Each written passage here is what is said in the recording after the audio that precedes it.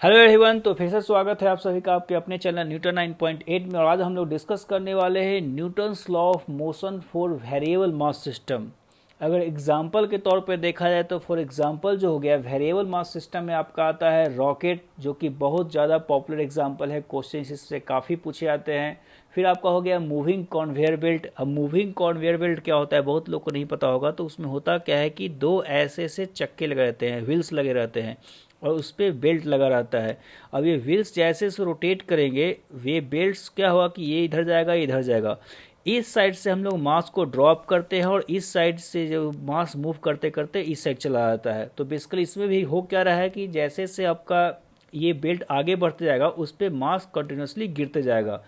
तो इसको भी हम लोग वेरिएबल मास सिस्टम के एग्जाम्पल में ले सकते हैं। या ये बोलिए कि एक और एग्जाम्पल है आपका कि मान लीजिए कि कोई ट्रक आगे जा रहा है और उससे जो उसमें है क्या एक होल क्रिएट कर दिया गया है। सपोज कीजिए कि एक ट्रक है, ठीक है। ये मान लीजिए क्या हो गया truck, and this truck is moving in forward direction, and at the same time we have created a hole in this truck, right? So from that hole, suppose the truck is filled with the sand, so from that hole the sand will start coming out. So this is basically also variable mass system. तो ऐसे ऐसे system के लिए, ऐसे ऐसे bodies के लिए हम लोग न्यूटन्स लॉ कैसे लगाएंगे, ये हम लोग को इस टॉपिक में, इस चैप्टर में पढ़ना है, राइट।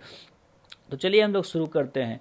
तो जैसा कि जब मैं शुरुआत में ही जब न्यूटन्स लॉ में डिराइव कर रहा था तो उस टाइम ही मैंने आपको बोला था कि जो एफ नेट होता है, net external force, that is equal to rate of change of momentum. Rate of change of क्या होता है, momentum, right.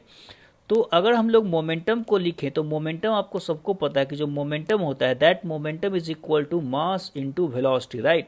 So if we find rate of change of momentum, I can say that F net is equal to d by dt. D by dt of what? It's mv, right?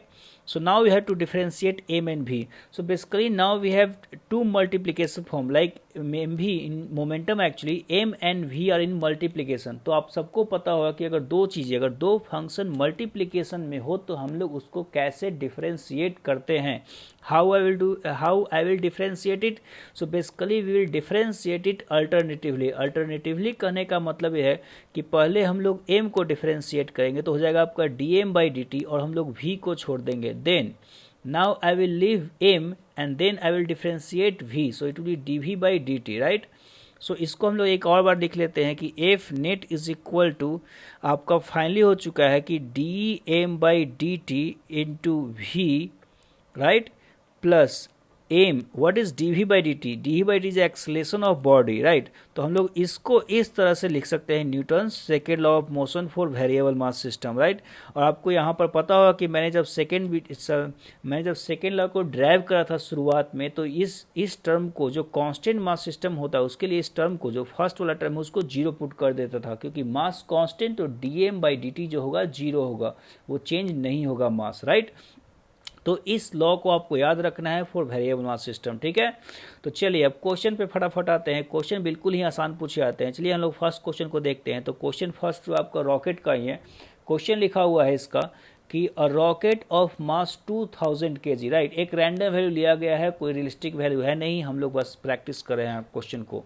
तो a rocket of mass 2000 kg is moving up with an acceleration 2 meters per second square, right. तो चलिए हम लोग एक rocket draw कर लेते हैं। चलिए हम लोग क्वेश्चन को पहले पढ़ लेते हैं। फिर लिखा हुआ है कि if velocity at an instant is 500 metre per second, मतलब at an instant the rocket is moving with 500 metres per second, then find the rate with which fuel is burning. तो आपको बताना है कि किस रेट से उसमें जो फ्यूल है वो बर्न हो रहा है। तो सबको पता है कि जैसे ही रॉकेट लॉन्च होती है तो कुछ ऐसे रॉकेट होता है, ठीक है। तो ये रॉकेट जैसे ही हम लोग लॉन्च करते हैं तो नीचे से आपका फ्यूल जो होता है बर्न होते रहता है, और साथ ही ये रॉकेट आपका ऊपर जाते रहता है। ऑब्वियसली इसको ऊपर जाना तो एक्सलेट भी ऊपर करना पड़ेगा, और उसके पास एक वेलोसिटी सपोज कीजिए कि उस मोमेंट पे दिया हुआ है। वेलोसिटी आपको दिया हुआ है यहाँ पर 500, राइट। और जो एक्सलेशन भी दिया हुआ है, जो एक्सलेशन का वैल्यू है वो 2 मीटर्स पर सेकेंड स्क्वायर दिया हुआ है, राइट। तो आपको 5 मीटर पर सेकेंड, इसको लिख लेते हैं अच्छे से।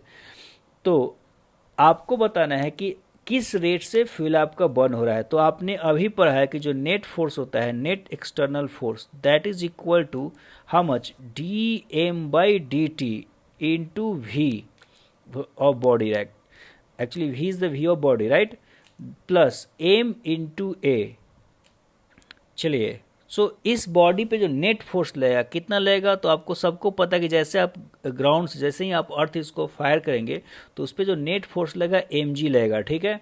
तो अब एम जी वो डाउनवर्ड डायरेक्शन लग रहा है, तो यहाँ पर आपको वेक्टर डायरेक्शन का आपको बिल्कुल ध्यान रखना होगा। हम लोग एक डायरेक्शन को पॉजिटिव कंसीडर करेंगे और दूसरे डायरेक्शन को नेगेटिव।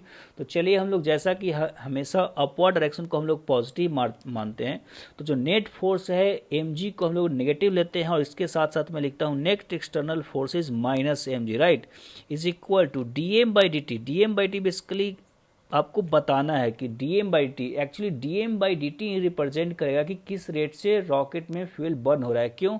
क्योंकि जिस रेट से रॉकेट का मास चेंज होगा, जिस रेट से रॉकेट का मास चेंज होगा उसी रेट से फ्यूल को बर्न आउट करते रहेगा, ठीक है। मान लिया कि 1 सेकेंड में वो 1 केजी फ्यूल बर्न करता है, 1 सेकेंड में 1 केजी फ्यूल अगर बर्न करेगा तो आप बोलेंगे कि 1 सेकेंड में उसका मास कितने से कम जाएगा, 1 kg, right? So dm by dt is going to give you the rate with which fuel is burning, or you can say the rate with which the mass of rocket is changing. So now we have to calculate dm by dt, so I will leave it that way. And then velocity, right? Velocity is 500 metre per second. 500 positive है तो इसको मैं 500 ऐसे ही put करूँगा plus का, plus M आपका हम लोग पुट कर सकते हैं लेकिन अगले बार पुट कर लेंगे। चलिए M into A is also positive, so 2 M into क्या लिख देंगे हम लोग 2, एक्सलेशन जो है अपवर्ड डायरेक्शन में ऑब्वियसली।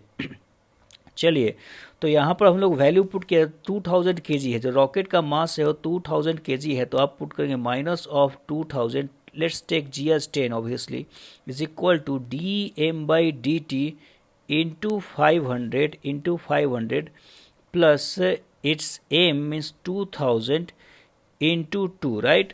सो यहाँ से आपका जाएगा d M by D T into 500 का जो वैल्यू रहेगा वो आपका जाएगा कितना, 2000 माइनस, एक्चुअली ये आपका 10 उस साइड ऑलरेडी था और ऊपर से 2 भी उस साइड चला गया। आप कैलकुलेशन चेक कर सकते हैं, जैसे आपका इच्छा वैसे कैलकुलेशन कर सकते हैं। तो यहाँ से आपका जाएगा the value of D M by D T which is rate with which fuel is burning is equal to 2000 by 500। Can we just write it like -4 into 12, 10 plus 2 is 12, right. So इसको हम लिख सकते हैं -48 d M by D t, तो ये हो जाएगा आपका ऐसा यूनिट हो जाएगा KG per second, right. D M by T हो जाएगा मास बाई टाइम आएगा ना डी एम बाई टी का यूनिट, तो केजी पर सेकेंड ऐसा यूनिट में लिख सकते हैं। तो इस रेट से आपका फ्यूल बर्न हो रहा है।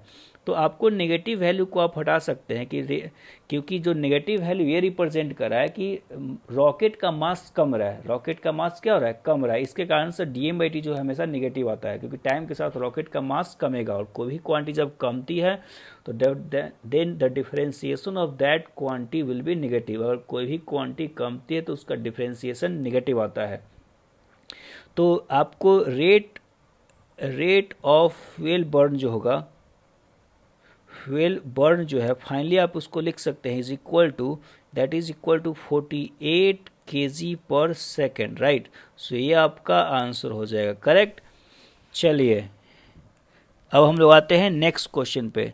The next question is if a rocket of mass 1000 kg, इस बार 1000 kg, चलिए थोड़ा रॉकेट हल्का है, is moving in gravity free space. यहाँ पर याद रखिए ग्रेविटी फ्री स्पेस मतलब मान लिया कि अर्थ से बाहर चला गया है, तब हम लोग बात कर रहे हैं। जैसे कि मान लीजिए कि मार्स पे जा रहा हो, ठीक है, तो हम लोग मान लेते हैं कि बीच में कहीं ग्रेविटी फ्री रीजन आया होगा, वहाँ की बात हो रही है।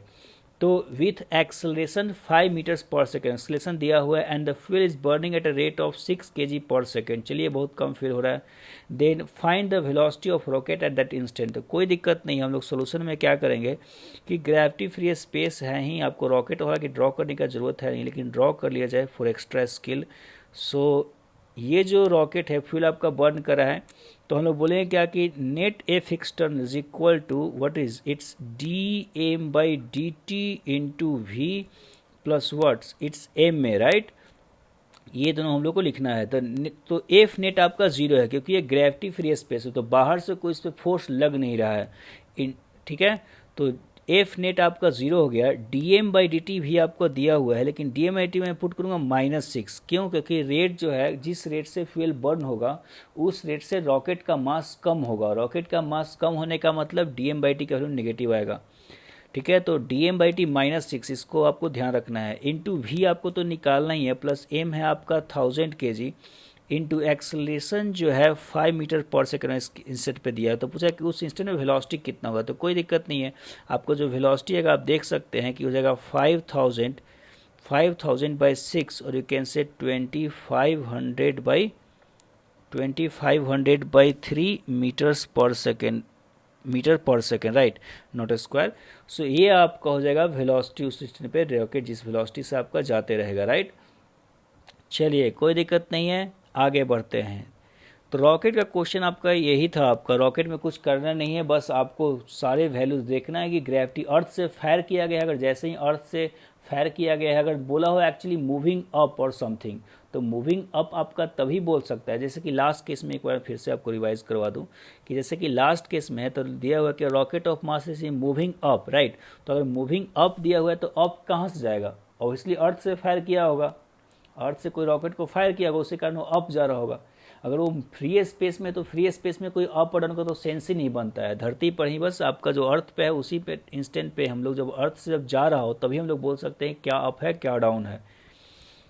ठीक है, तो आपको कोई ना कोई जो आपका हिंट जरूर देगा कि वो फ्री स्पेस में है या अर्थ से फायर किया गया है।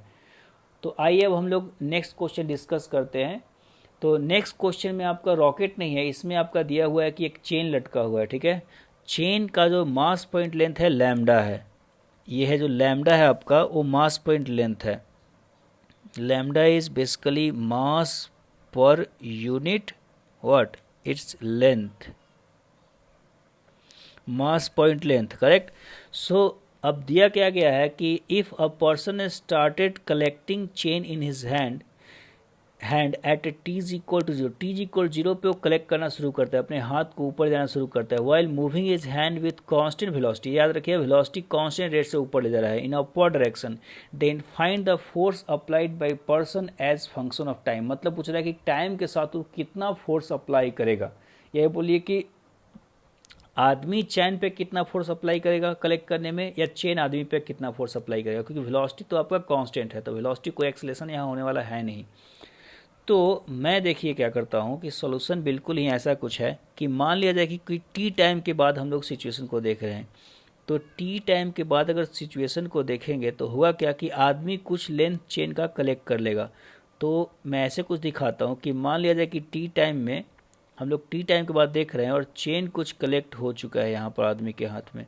अब चेन कुछ बड़ा हो गया तो आदमी का हाथ भी तो बड़ा दिखाना होगा। मान लीजिए कि आदमी का हाथ है, अब ये मत बोलिए कि कैसे हो गया, ठीक है, बस है तो है, ठीक है, आदमी का या मान लीजिए हाथ है।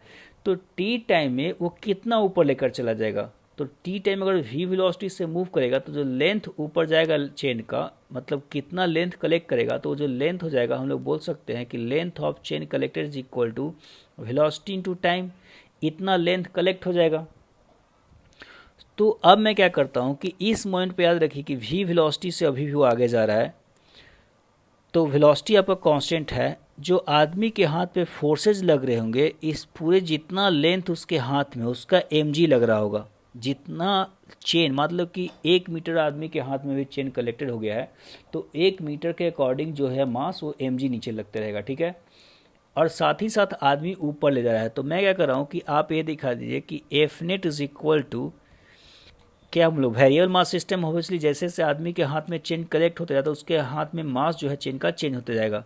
तो dm/dt हम लोग लिखेंगे यहाँ पर dm/dt into V plus word it will be m है, राइट। अब एक्सलेशन तो आपको पहले ही पता है 0 होगा, एक्सलेशन तो क्या है 0 होगा। अब देखिए नेट फोर्स जो है बाहर से कितना लग रहा है इस चेन पे, तो चेन पे जो आदमी ऊपर लगाएगा एक नॉर्मल रिएक्शन, हम लोग को नॉर्मल का ही वैल्यू निकालना है एक्चुअली। तो आदमी ऊपर लगेगा नॉर्मल रिएक्शन और चेन पे जो नीचे लगेगा वो mg लगेगा।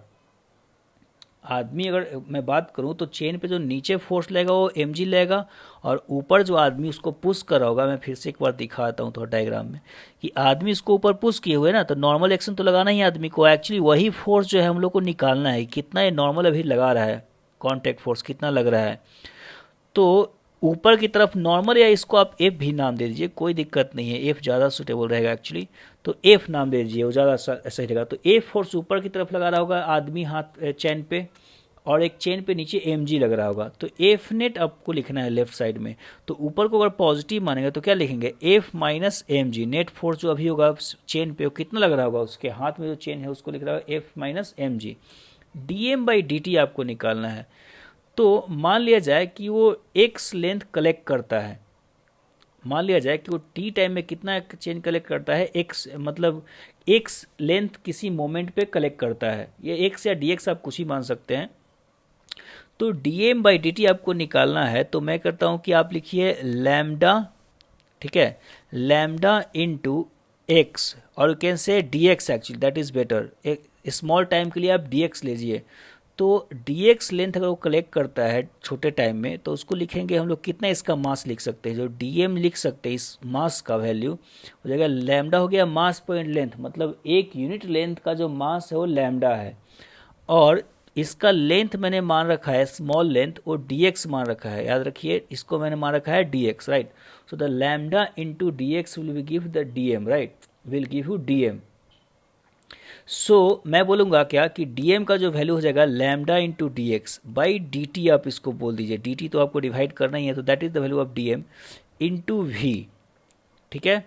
तो ये आपका वैल्यू आ गया। अब देखिए राइट साइड में एक और हम लोग कैलकुलेशन कर लेते हैं। तो एफ माइनस एम जी है अभी मास कितना कलेक्ट कर चुका है वो भी ध्यान रखना है आपको। तो ये आपका हो जाएगा lambda into actually D X by D T, ये हो गया आपका, एक बार फिर से दिखा देता हूँ, D X by D T which is actually equal to V into V. So this quantity is V, so I can say that F minus M G will be equal to lambda into V, right.